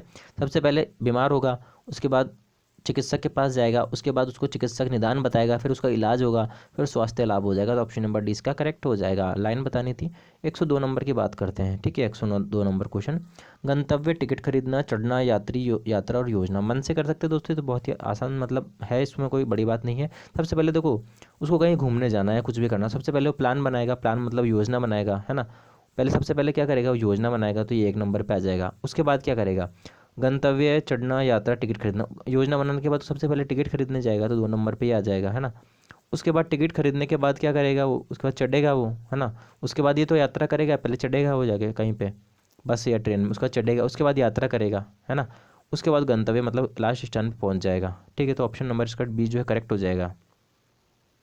योजना बनाना, फिर टिकट खरीदना, फिर चढ़ना, फिर यात्रा, फिर गंतव्य। आगे बात करते हैं क्वेश्चन नंबर 103 की। अनुक्रम दिया गया है, इसमें बताना अपन को आगे क्या आएगा। देखो क्वेश्चन विलुप्त में सही क्रम बताना ऑप्शन में देख के। 103 नंबर क्वेश्चन है ना। 103 में देखो सबसे पहले एक्स जी एच दे रखा है, फिर डब्ल्यू आई जे दे रखा है, वी के एल यू एम एन है ना। इसके बाद कौन सा क्रम आएगा, तो देखो सब में से है ना क्या किया, एक्स के बाद डब्ल्यू मतलब एक घटा गया, डब्ल्यू के बाद वी आया, इसमें देखना एक्स के बाद डब्ल्यू आ गया तो एक घट गया है ना, फिर एक घट के वी आ गया, फिर एक घट के यू आ गया, फिर यू में से एक घटेगा तो क्या आएगा, टी आएगा यहाँ पे। तो टी सबसे पहले टी आएगा, तो टी वाला देख लो कौन सा ऑप्शन नंबर ए करेक्ट हो जाएगा। आगे भी देख सकते हो, देखो जी है यहाँ पे है ना, जी है, जी में क्या क्या आई आ गया, दो जुड़ के, फिर दो जुड़ेगा तो क्या आएगा है ना, फिर दो जुड़ गया तो एम आ गया, फिर दो जुड़ेगा तो ओ आएगा यहाँ पे ओ। तो ओ वाला कौन सा ऑप्शन हो जाएगा, ये ऑप्शन नंबर ए है ना, ए करेक्ट हो जाएगा, ऐसे कर सकते हो। फिर एच का भी देख लो, देखो लास्ट में एच दे रखा है, एच है, एच में दो जुड़ा तो जे आ गया, जे में दो जुड़ा तो एल आ गया, एल में दो जुड़ा तो एन आ गया, एन में दो जुड़ेगा तो यहाँ क्या आएगा, पी आ जाएगा। ठीक है, क्या आएगा यहाँ पे, पी आ जाएगा। आगे देखते हैं क्वेश्चन नंबर 104 की बात करते हैं। ठीक है, 104 नंबर क्वेश्चन, 104 नंबर क्वेश्चन के अंदर एस सी डी है ना, S C D T F ये क्रम दे रखा है। इसके अंदर देखो एस में से एक जुड़ के टी आ गया है ना, एस में एक जुड़ा टी आ गया, टी में फिर एक जुड़ा तो यू आ गया, यू में फिर एक जुड़ा तो यू में एक जुड़ेगा तो क्या आएगा, वी आएगा, यहाँ पे क्वेश्चन मार्क की जगह क्या आएगा, वी। फिर वी में एक जुड़ेगा तो डब्ल्यू आएगा। ठीक है, ऐसे देखो आ गया। सी है यहाँ पे, सी में क्या करा, सी में अगर दो जोड़ा तो ई आएगा, फिर दो जोड़ा तो जी आएगा, फिर दो जोड़ा तो आई आएगा, फिर दो जोड़ा तो क्या आएगा, ऐसे। तो यहाँ पे कौन ऑप्शन नंबर कौन सा करेक्ट हो जाएगा, ऑप्शन नंबर, फिर उसके बाद डी का भी देख लें ताकि अपना क्लियर हो जाएगा ऑप्शन एकदम। डी, डी में अगर दो जुड़ेगा तो एफ आए, डी में दो जुड़ेगा तो क्या आ रहा, एफ आएगा। ठीक है, फिर एफ में दो जुड़ेगा तो एच आएगा, एच में दो जुड़ेगा तो कितना आएगा, जे आएगा, और जे में दो जुड़ेगा तो एल आएगा। मतलब इसका ऑप्शन नंबर बी जो है करेक्ट हो जाएगा। क्या करेक्ट हो जाएगा, ऑप्शन नंबर बी जो है इसका करेक्ट हो जाएगा। B, sorry option number A correct हो जाएगा, जे आ रहा है ना लास्ट में, तो ऑप्शन नंबर ए करेक्ट हो जाएगा, बी नहीं होगा है ना, कोई करेक्ट नहीं होगा, ऑप्शन नंबर ए जो है करेक्ट हो जाएगा। आगे बात करते हैं क्वेश्चन नंबर 105 की है ना। 105 नंबर क्वेश्चन देखो 3463 है ना, 3463 दे रखा है, उसके बाद क्या दे रखा है, 2218 दे रखा है, फिर 1245 दे रखा है ना। वैसे कहता नीचे लाइन में 5324 क्वेश्चन मार्क 3626। देखो अगर 3 4 6 अगर इसमें से इसको माइनस कर दें है ना, इसमें से इसको माइनस कर दें, 3463 को अगर इसमें से माइनस कर दें है ना, तो अपने पास क्या आएगा, तो अपने पास ये आ जाएगा है ना। देखो 3463 में से ये माइनस करो तो अपने पास ये आ जाएगा 2218। मतलब समझ रहे हो आप मेरी बात, मतलब इसमें से पहला जो है, इसमें से अगर इसको माइनस कर दें 1245 को तो 2218 आ रहा है। माइनस करके देख लीजिए आप, देखो 3463 इसमें से क्या माइनस करना है, 1245 माइनस करके देख लीजिए क्या आएगा, 2218 आ रहा है। तो देखो ऑप्शन नंबर इसका कौन सा करेक्ट हो जाएगा। वैसे ही देखो 5324 में से 3626 माइनस कर दो है ना, 5324 में से माइनस करेंगे तो क्या आएगा, 1698 है ना, 1698 ऑप्शन नंबर ए जो है करेक्ट हो जाएगा। बात करते हैं क्वेश्चन नंबर 106 की। के बी से ज़्यादा सुंदर है, बी वाई के समान सुंदर नहीं है ना। देखो के बी से ज़्यादा सुंदर है तो के जो है, एक सेकंड दोस्तों, के जो है बी से ज़्यादा सुंदर है तो के ग्रेटर देन बी लिख देते हैं है ना। के बी से ज़्यादा सुंदर है ना, और वाई बी के समान सुंदर नहीं है। देखो वाई बी के समान सुंदर नहीं, बी वाई के समान सुंदर नहीं मतलब वाई ज़्यादा सुंदर होगा है ना। बी वाई के समान सुंदर नहीं मतलब बी जो है वाई जितना सुंदर नहीं, मतलब ज़्यादा सुंदर कौन, वो वाई। तो वाई भी सुंदर है किससे, बी से है ना, के भी सुंदर है बी से और वाई भी सुंदर है बी से। तो बी और वाई इसका मतलब क्या है, बी और वाई जो है ना, बी और वाई दोनों जो बी जे सुंदर है, इसका मतलब क्या हो जाएगा, इन दोनों का अगर अपन देखें है ना, तो निचले स्तर पे सबसे ज़्यादा नीचे कौन आएगा, जो देखो जे का तो इसमें दिया ही नहीं गया है, जे बी या वाई से समान सुंदर नहीं, जे सबसे मतलब कम है सुंदर है ना, जे सबसे कम सुंदर आ रहा है, तो जे इसका करेक्ट आंसर हो जाएगा। आगे बात करते हैं क्वेश्चन नंबर 107 की। यदि माइनस की जगह डिवाइड के लिए हो और प्लस की जगह गुणा हो है ना, और भाग के लिए माइनस हो तो गुणा के लिए प्लस हो, तो निम्न से कौन सा चिन्ह बदल बदल के आपको अगर सॉल्व करना होगा, इसको थोड़ा सा इसमें पेन पेपर पे हो पाएगा ये, इसको आपको सॉल्व करना पड़ेगा। तो ऑप्शन नंबर इसका डी जो है करेक्ट हो जाएगा। और दोस्तों अगर इसका आप सॉल्यूशन चाहते हैं अलग से तो आप मुझे बता दीजिएगा, मैं आपको इसके अलग से PDF उपलब्ध करा दूंगा सॉल्व करके, सॉल्यूशन की आपको आसानी रहेगी, जिससे आप हमें कमेंट करके ज़रूर बता दीजिएगा। बात करते हैं क्वेश्चन नंबर 108 की। MADRAS को DAMSAR लिखा जाए तो इसको उल्टा पुल्टा कर दिया है, बस देखो, है ना, उल्टा पुल्टा कर दिया है। देखो ये जो एम है ना, ये जो एम, इसको क्या कर दिया, इधर कर दिया, है ना। ए का तो बीच का ए का ए रख दिया, है ना, और डी का इस आगे कर दिया, मतलब, है ना। और ये एस था, इसको इधर कर दिया, और आर को इधर कर दिया, मतलब जो आगे के जो दो अक्षर है ना बीच का छोड़ के, इनको बदल दिया है, पलट दिया है। तो इसमें देखते हैं एम, एम यहाँ है तो तीसरी जगह एम देखना है हमको, तीसरी जगह एम किस में आ रहा है, एक तो इसमें ही आ रहा है, बस तीसरी जगह एम डी वाले में, है ना। तो ऑप्शन नंबर डी इसका करेक्ट हो जाएगा। आगे बात करते हैं क्वेश्चन नंबर 109 की। विजय ने 3 किलोमीटर की यात्रा उत्तर दिशा में की, किधर की, 6 किलोमीटर की यात्रा उत्तर दिशा में की, 6 किलोमीटर ऐसे गया उत्तर दिशा में, ठीक है, कितना गया, 6 किलोमीटर उत्तर दिशा में चला गया।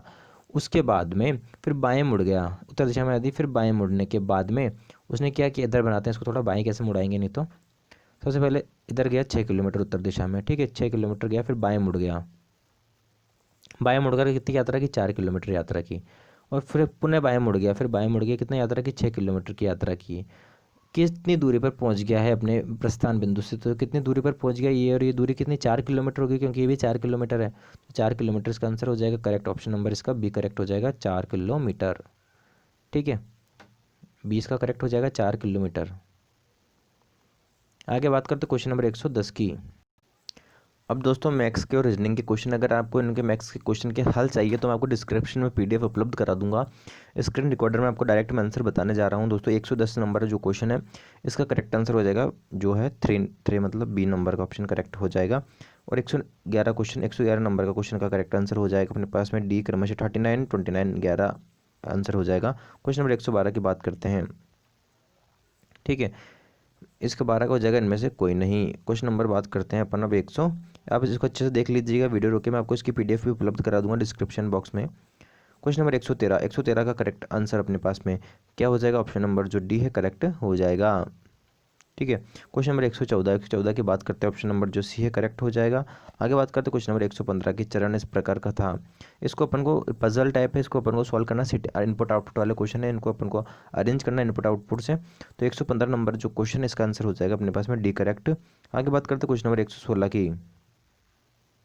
दोस्तों अगर आपको इसका मैथ्स और रीजनिंग का अलग से डेडिकेटेड वीडियो चाहिए तो मैं आपको उपलब्ध करा दूंगा, आप कमेंट बॉक्स में बता दीजिएगा, ये मुझे बोर्ड पे सॉल्व कराने होंगे तो आप मुझे बता दीजिएगा अगर आपको इनके हल चाहिए तो। क्वेश्चन नंबर 116 की बात करते हैं, 116 का करेक्ट आंसर हो जाएगा अपने पास में सी नंबर का, थर्ड नंबर का जो करेक्ट हो जाएगा सी। आगे बात करते हैं क्वेश्चन नंबर 117 की। दोस्तों ये क्वेश्चन मैं आपको सॉल्व फिर भी करा सकता हूँ। देखो इसमें अपन को बताया गया है कि कथन, कुछ मुर्गियाँ उल्लू है, कुछ मुर्गियाँ जो है उल्लू है, कुछ मुर्गियाँ क्या है, उल्लू है। तो कुछ मुर्गियाँ उल्लू और कुछ कुछ उल्लू पौधे हैं, कुछ मुर्गियाँ उल्लू है और कुछ उल्लू जो है पौधे हैं, ठीक है। तो इसका कैसा बनेगा दोस्तों, ये मुर्गियाँ हो गई, देखो अपन को इसमें बताना करेक्ट आंसर क्या होगा। देखो तो इसमें से कुछ पौधे मुर्गियाँ हैं, देखो कुछ मुर्गियाँ उल्लू है, ये मुर्गियाँ बनाते हैं सबसे पहले, देखो ये मुर्गियाँ हैं, मान लो एम से मुर्गियाँ लिख देता हूँ, ठीक है। इसमें से कुछ पौधे, देखो कुछ मुर्गियाँ उल्लू है तो कुछ का ऐसे बनेगा उल्लू का, ठीक है, ये उल्लू हो गया। आगे बात करते हैं, कुछ उल्लू क्या है, पौधे हैं, कुछ उल्लू क्या है, ये पौधे हो गए, पी से मैं पौधे लिख देता हूँ, पी से पौधे हो गए, ठीक है।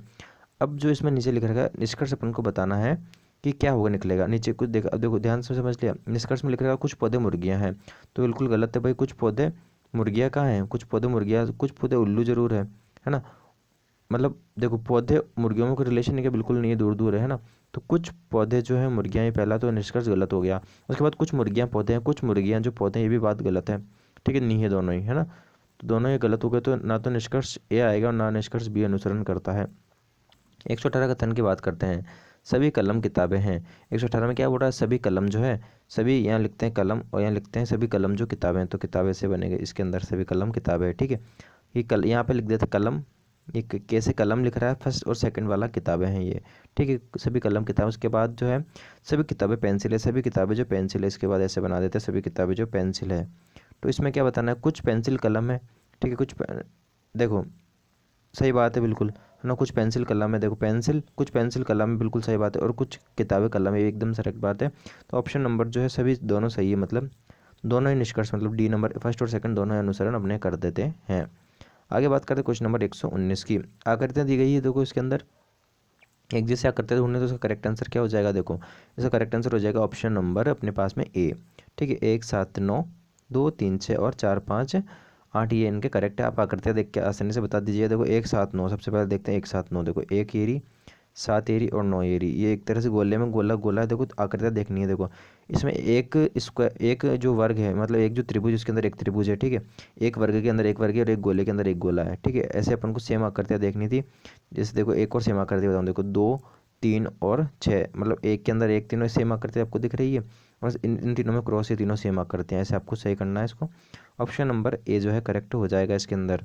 आगे बात करते हैं क्वेश्चन नंबर, देखो पजल क्वेश्चन है, मैं आपको आंसर बताता हूँ डायरेक्ट। इसके पजल को आपको पेन पेपर लेके सॉल्व करना ही होगा। 120 नंबर क्वेश्चन की बात करते हैं। 120 क्वेश्चन में आ जाएगा इनमें से कोई नहीं। 121 का ऑप्शन नंबर जो डी करेक्ट हो जाएगा। आगे बात करते हैं 122 नंबर क्वेश्चन की। 122 नंबर जो क्वेश्चन है इसके अंदर अपने पास में ऑप्शन नंबर ए जो करेक्ट हो जाएगा, ए डी, ठीक है। अब अंगणितीय, अब मैथ्स के क्वेश्चन है दोस्तों, अभी अंगणितीय अभियोग्यता।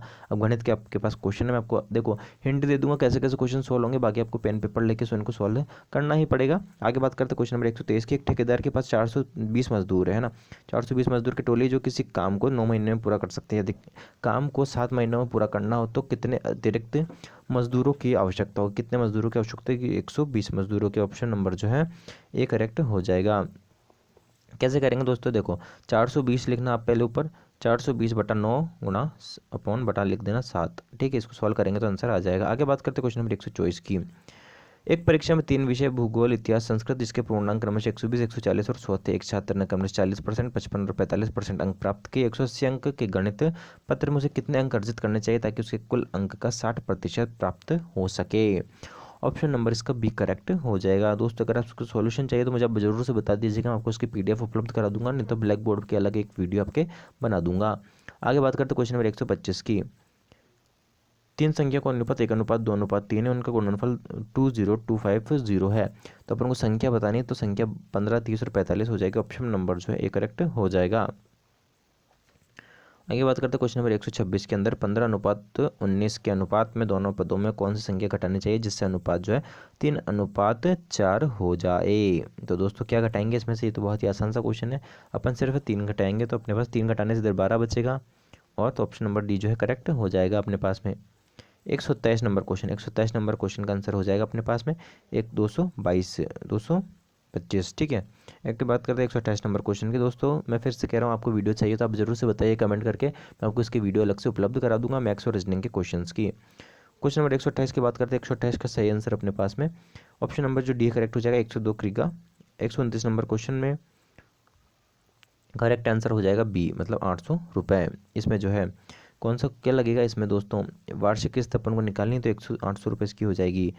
क्वेश्चन नंबर 130 की बात करते हैं। 130 का करेक्ट आंसर अपने पास में, अब इसको हल का जरूर कीजिएगा, 36 जो है करेक्ट हो जाएगा। आगे बात करते हैं क्वेश्चन नंबर 131 की। 131 का करेक्ट आंसर अपने पास में डी हो जाएगा। आगे बात करते हैं 132 नंबर क्वेश्चन की। 132 का करेक्ट आंसर हो जाएगा अपने पास में सी 125। आगे बात करते हैं 133 नंबर क्वेश्चन की। 133 नंबर जो क्वेश्चन है इसका करेक्ट आंसर अपने पास में हमको बताना है। 133 का डी नंबर का जो करेक्ट हो जाएगा, ऑप्शन नंबर 133 का डी नंबर का जो है करेक्ट हो जाएगा। 134 में भी डी करेक्ट है, और 135 में अपन बात करते हैं जो सी नंबर का ऑप्शन करेक्ट हो जाएगा, सी नंबर का ऑप्शन, ठीक है। तो मैं ये आप मैथ्स के क्वेश्चन थे। अब दोस्तों कंप्यूटर के क्वेश्चन, अब कंप्यूटर की बात करते हैं। कंप्यूटर के टोटल 15 क्वेश्चन है जिसके अंदर 30 मार्क्स के क्वेश्चन पूछे जाएंगे। क्वेश्चन नंबर 136 से बात करते हैं। सबसे पहले एक निबल में कितने बिट्स होते हैं। जी हाँ, एक निबल के अंदर 4 बिट्स होते हैं। याद रखिए एक निबल के अंदर कितने बिट्स होते हैं, 4 बिट्स होते हैं। कंपाइलर क्या होता है, कंपाइलर का बताना हमें। कंपाइलर क्या होता है, कंपाइलर जो एक प्रोग्राम होता है, जी हाँ कंपाइलर एक प्रोग्राम होता है, हाई लेवल से मशीन लैंग्वेज में बदलने वाला प्रोग्राम भी होता है ये, और सॉफ्टवेयर का भाग भी होता है। तो उपयुक्त सभी जो इसका करेक्ट हो जाएगा। बात करते हैं क्वेश्चन नंबर 138 की। किस व्यू में आप किसी प्रस्तुतिकरण की स्लाइडों को क्रम में लगा सकते हैं। स्लाइड सॉल्टर व्यू के अंदर, स्लाइड सॉल्टर व्यू जो होता है प्रेजेंटेशन के अंदर फाइलों के क्रम में लगाकर स्लाइड सॉल्टर व्यू द्वारा अपन देख सकते हैं। ईमेल एड्रेस में इन से क्या, इनका क्या मतलब होता है, इन मतलब होता है इंडिया, इन मतलब क्या होता है इंडिया होता है, इन मतलब, और .com अगर हो जाता है तो उसका मतलब होता है कमर्शियल, मतलब वर्ड के लिए वो यूज़ किया जाता है कमर्शियल साइट्स के लिए। बात करते हैं क्वेश्चन नंबर 140 की। बैंडविड्थ का क्या तात्पर्य। बैंडविड्थ जो होता है सूचना की मात्रा जिसे कोई संचार माध्यम दिए गए समय में ट्रांसफर कर सकता हो, बैंडविड्थ कहलाता है। नेक्स्ट क्वेश्चन है, सबसे नेक्स्ट क्वेश्चन की बात करते हैं। Question number 142। सबसे पहले कंप्यूटर वायरस कौन सा था। क्रीपर था। क्रीपर ये जो है 1971 में आया था। सबसे पहले वो जो वायरस था 1971 के अंदर क्रीपर वायरस आया था, ठीक है ध्यान रखिएगा, क्रीपर सबसे पहला कंप्यूटर वायरस था। अब बात करते हैं नेक्स्ट क्वेश्चन, बाइनरी नंबर 101 की वैल्यू। अब देखो किसी भी बाइनरी नंबर की अगर वैल्यू निकालनी हो तो 2 के स्क्वायर मतलब 2 की पावर के रूप में ज्ञात करेंगे। देखो सबसे पहले 101 लिखा है ना यहाँ पे, तो यहाँ 1 लिख दीजिए, यहाँ 0 लिख दीजिए और यहाँ 1 लिख दिया अपन ने, मान लिया ठीक है, 101 ये लिख दिया। आप उसके बाद क्या करना है, गुणा लगाना है, फिर 2 लिखना है यहाँ पे, फिर यहाँ गुणा लगाना है, फिर यहाँ पे लिखना है 2, और यहाँ पे भी गुणा लगा के यहाँ पे भी लिख देंगे 2। अब यहाँ से उल्टे हाथ मतलब सीधे हाथ से शुरू करना है। सबसे पहले पावर 0 लेनी है, फिर पावर 1 लेनी है, फिर पावर 2 लेनी है। इसको लगाने के बाद फिर प्लस प्लस कर देना है, ठीक है। हम 2 की पावर 0 कितना होता है, अगर इसको हल करेंगे तो 2 की पावर जो 0 होती है वो 1 ही होती है, और 1 को 1 से गुणा किया तो 1 आएगा। उसके बाद यहाँ प्लस का साइन लगा देंगे। फिर 2 की पावर 1 कितनी होती है, 2 की पावर 1 होती है 2, और 2 को अगर 0 से गुणा करेंगे तो कितना आएगा, 0 आ जाएगा। उसके बाद 2 की पावर 2 कितनी होती है, 4, और 4 को 1 से गुणा करेंगे तो यहाँ पे 4 आ जाएगा। तो 4 प्लस 0 प्लस 1 करेंगे तो कितना आएगा, 5 इसका उत्तर हो जाएगा। कितना उत्तर हो जाएगा, 5। तो 5 देखते हैं किस ऑप्शन के अंदर है, डी के अंदर, तो इसका 5 जो है उत्तर हो जाएगा। बाइनरी नंबर की वैल्यू निकालने का ध्यान रखिएगा आप। आगे बात करते हैं इसमें, क्वेश्चन नंबर 44 की बात करते हैं। वर्ड में, वर्ड जो होता है वर्ड, ठीक है, वर्ड के अंदर, वर्ड में हमारे द्वारा बनाए गए शब्दकोश में अधिकतम कितने शब्द रखे जा सकते हैं। जी हाँ, अधिकतम कितने शब्द रखे सकते हैं, 10,000 शब्द रख सकते हैं अधिकतम। ऑप्शन नंबर 20 का करेक्ट हो जाएगा। वर्ड में बनाए गए डॉक्यूमेंट में अधिकतम 10,000 शब्द जो है रखे जा सकते हैं। अब बात करते हैं क्वेश्चन नंबर 145 की। क्वेश्चन नंबर 145 है, अब 145 की बात करते हैं। क्वेश्चन नंबर 145 में, वर्ड में किसी प्रोग्राम को सेंटर अलाइन करने के लिए किस शॉर्टकट की का प्रयोग करेंगे।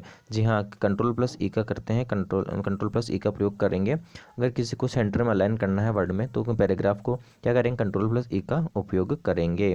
बात करते हैं क्वेश्चन नंबर 146 की। रिसाइकिल बिन से फाइल को पुनः प्राप्त करने के लिए, जो है रिसाइकिल बिन को डिलीट की गई फाइल को पुनः प्राप्त करने के लिए किसका उपयोग करते हैं, रिस्टोर का उपयोग करेंगे। ऑप्शन नंबर जो ए करेक्ट हो जाएगा। क्वेश्चन नंबर 147, नया दस्तावेज तैयार करने खोलने के लिए शॉर्टकट की है, क्या है शॉर्टकट की।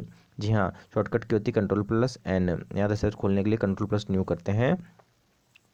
आगे बात करते हैं क्वेश्चन नंबर 148 की, 148 की बात करेंगे। निम्न में से कौन सा फंक्शन MS एक्सेल में संख्याओं की श्रृंखला में से सबसे बड़ी संख्या ज्ञात करने के लिए प्रयुक्त किया जाता है। तो मैक्सिमम के लिए प्रयुक्त किया जाता है। MAX लिखेंगे सबसे पहले, MAX, फिर B1 से लेके B5, ये वाला जो ऑप्शन नंबर ए जो है करेक्ट हो जाएगा। बात करते हैं 149 की, 149 क्वेश्चन नंबर की बात करते हैं। निम्न में से कौन सा स्पैम से नहीं बचाएगा, कौन जो स्पैम से नहीं बचाता है। पॉपअप ब्लॉकर नहीं बचाएगा, बाकी स्पैम ब्लॉकर बचा देगा, ईमेल रूलर भी बचा देगा, फिल्टर्स भी बचा देंगे। ये इसी नंबर ऑप्शन जो इसका करेक्ट हो जाएगा। अब बात करते हैं 150 नंबर क्वेश्चन की। प्रथम पीढ़ी के कंप्यूटर का मुख्य तत्व कौन सा था, प्रथम पीढ़ी का जो कंप्यूटर था उसका मुख्य तत्व कौन सा था। जी हाँ, इसमें था वैक्यूम ट्यूब्स एंड वेल्स, ठीक है, valves, vacuum tubes and valves था। मतलब कंप्यूटर की प्रथम पीढ़ी कंप्यूटर का मुख्य अवयव था, इसको बोलते हैं निर्वात नलिकाएं। क्या बोलेंगे, निर्वात नलिकाएं बोलेंगे। प्रथम कंप्यूटर में कितनी नलिकाएं थी, अगर ये पूछ ले तो ध्यान रखिएगा, 18,000 कितनी थी, 18,000 निर्वात नलिकाएं थी, ठीक है, याद रखिएगा। ठीक है, तो आपको वीडियो कैसा लगा आप ज़रूर से बताइएगा लाइक करके। साथ में एक मोटिवेशन कोट लास्ट में मैं आपको बताने जा रहा हूँ।